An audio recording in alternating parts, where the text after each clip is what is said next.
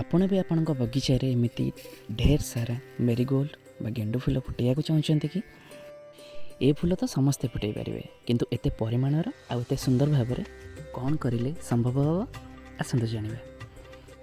Welcome to my channel. ମୁଖ୍ୟତଃ ଆକୁ ଆମେ ଦୁଇଟି ଜାଗାରେ ଲଗାଇ ପାରିବା। ଯଦି ଆପଣଙ୍କ ପାଖରେ ଗ୍ରାଉଣ୍ଡ ଆଭେଲେବୁଲ୍ ଅଛି ତାହେଲେ ଲଗାଇ ପାରିବେ, ନହେଲେ ଆପଣ ଆକୁ କୁଣ୍ଡରେ ଲଗାଇ ପାରିବେ। ମୋ ପାଖରେ ଗ୍ରାଉଣ୍ଡ ଆଭେଲେବୁଲ୍ ଥିବାରୁ ମୁଁ ତାକୁ ତଳେ ଲଗାଉଛି। ଦେଖନ୍ତୁ, ଆପଣ ଯେତେବେଳେ ବି ଆକୁ ଲଗାଇବେ ନା, ପ୍ରଥମତଃ ତା'ର ସଠିକ୍ ଭାବରେ ମାଟି ପ୍ରସ୍ତୁତ କରିବା ନିହାତି ଆବଶ୍ୟକ। ଆପଣ ଦେଖିପାରୁଥିବେ ମୁଁ ଗୋଟେ ଚାଖଣ୍ଡର ଡିଷ୍ଟାନ୍ସରେ ଗୋଟେ ଜାଗାରେ ତାକୁ ଲଗାଉଛି। ଯେତେବେଳେ ତାକୁ ଆମେ ପ୍ରଥମେ ଲଗାଇବା ତ ବସି ଯାଇଥିବା ମାଟିକୁ ଆମେ 2ରୁ 3 ଦିନ ଭାବରେ କୋଡ଼ା ଖୋସା କରିଦେଇଥିବା, ସେ ଟିକେ ହାଲକା ହୋଇଯାଇଥିବ। ତାପରେ ଆମେ ତାକୁ 3ରୁ 4 ଇଞ୍ଚର ଗାତ କରିକି ଚାଖଣ୍ଡର ଡିଷ୍ଟାନ୍ସରେ ଲଗାଇ ପାରିବା।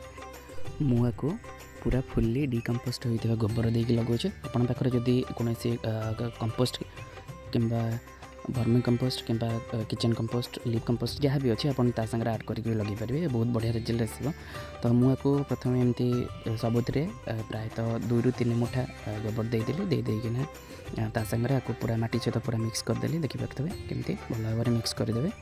ମୁଁ ମୁଖ୍ୟତଃ 2 ପ୍ରକାରର ମେରିଗୋଲ୍ଡ ଲଗାଉଛି। ଏଇଟା ଦେଖିପାରୁଥିବେ ଯେଉଁ 5ରୁ 6 ଇଞ୍ଚର ହାଇଟ୍ର ଯେଉଁ ହେବ କି ମେରିଗୋଲ୍ଡ, ଯେଉଁ ବଡ଼ ବଡ଼ ଫୁଲ ହେବ ସେଇଟା ତା'ର ଚାରା। ଆଉ ଏଇଟା ହେଉଛି ବାରମାସୀ, ଯେଉଁଟାକି 10ରୁ 12 ଇଞ୍ଚର ଗଛ ହେବ।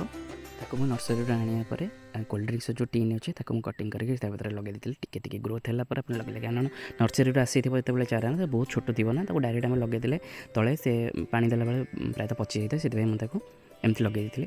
ତାପରେ ମୁଁ ତାକୁ ଆଣିକି ଗ୍ରାଉଣ୍ଡରେ ଆପଣ ଯେଉଁ ମିକ୍ସ କରିଥିବେ, ଯେଉଁଠି ଗୋବର ଖତ ଆଉ ମାଟିରେ, ଦେଖନ୍ତୁ ମୁଁ ଭଲ ଭାବରେ ଯେଉଁ ମିକ୍ସ କରିଥିଲି ତାକୁ ଆଣିକି ସେଠି ଲଗାଇଦେଲି ଡାଇରେକ୍ଟ। ମେରିଗୋଲ୍ଡ ଶୀତ ଦିନର ଏମିତି ଏକ ଫୁଲ ଯେଉଁଥିରେ କି ଆପଣ କମ୍ କେୟାରରେ ଆପଣ ଢେର ସାରା ଫୁଲ ପାଇପାରିବେ। ଆପଣ ଯଦି ପୂଜା କରିବାକୁ ଚାହୁଁଛନ୍ତି କିମ୍ବା ନିଜର ସୋକ୍ ହିସାବରେ ରଖିବାକୁ ଚାହୁଁଛନ୍ତି ତ ଏହା ବହୁତ ସୁନ୍ଦର ଲାଗିଥାଏ, ବହୁତ ପରିମାଣରେ ବି ହେଇଥାଏ। ତ one of my favourite winter flower ହିସାବରେ ସମସ୍ତେ ଚାହାନ୍ତି କମ୍ ସମୟରେ ଆଉ ବହୁତ ଅଧିକ ପରିମାଣରେ ଫୁଲ ଆମକୁ କେମିତି ମିଳିଯାଉ। ଆଉ ଇଏ ଏମିତି କେଉଁ ଫ୍ଲାୱାର ଯେ ଥରେ ଫୁଟିବା ଆରମ୍ଭ ହେଲେ ନା ମାସ ଧରିକି ଏମିତି ଫ୍ଲାୱାର ଆପଣଙ୍କର ଥିବ। ପ୍ରପର୍ ଅକ୍ସିଜେନ୍ ଦେବା ପାଇଁ ଆମେ ତାକୁ ଏତିକି ଡିଷ୍ଟାନ୍ସରେ ଲଗାଇବା ଓ ପ୍ରାୟତଃ 10ରୁ 15 ଦିନ ଡିଷ୍ଟାନ୍ସରେ ଆମେ ତାକୁ କୋଡ଼ା ଖୋସା କରୁଥିବା। ମୋର ଗଛ ଲଗାଇବା କମ୍ପ୍ଲିଟ୍ ହୋଇଗଲା। ଏବେ ଆପଣ କ'ଣ କରିବେ ନା, ପ୍ରତି ଗଛରେ ପ୍ରାୟ ହାଫ୍ ମଗ ଲେଖାଏଁ ପାଣି ଦେବା। ବାସ୍ ଏତିକି କେୟାରଫୁଲି ଦେବେ ଯେମିତିକି ପତ୍ରରେ ପାଣି ପଡ଼ିବନି, ତଳେ ବାସ୍ ଦେବେ ଆପଣ, ନହେଲେ ତ ପଚିଯିବାର ଆଶଙ୍କା ଅଛି। ଦେଖିପାରୁଥିବେ ମୋର କମ୍ପ୍ଲିଟ୍ ହୋଇଗଲା। ଏବେ ଦେଖିପାରୁଛନ୍ତି ତ କେତେ ଇଜିରେ ଆମେ ତାକୁ ଲଗାଇ ପାରିବା, କିଛି ବି ଏଥିରେ ନାହିଁ। ଯଦି ବି ଆପଣ ତାକୁ କୁଣ୍ଡରେ ଲଗାଉଛନ୍ତି, ଫାଷ୍ଟ ତ 50% ସଏଲ୍ 50% ଗୋବର ଖତ ଦେଇକି ଲଗାନ୍ତୁ। ଆଉ କିଛି ବି ଆବଶ୍ୟକ ନାହିଁ, ପ୍ରପର୍ ତାକୁ ସନଲାଇଟ୍ ଜାଗାରେ ରଖନ୍ତୁ। ତାପରେ କ'ଣ କେୟାର ନେଲି ଜାଣିବା ପାଇଁ ସବସ୍କ୍ରାଇବ୍ ମାଇ ଚ୍ୟାନେଲ୍।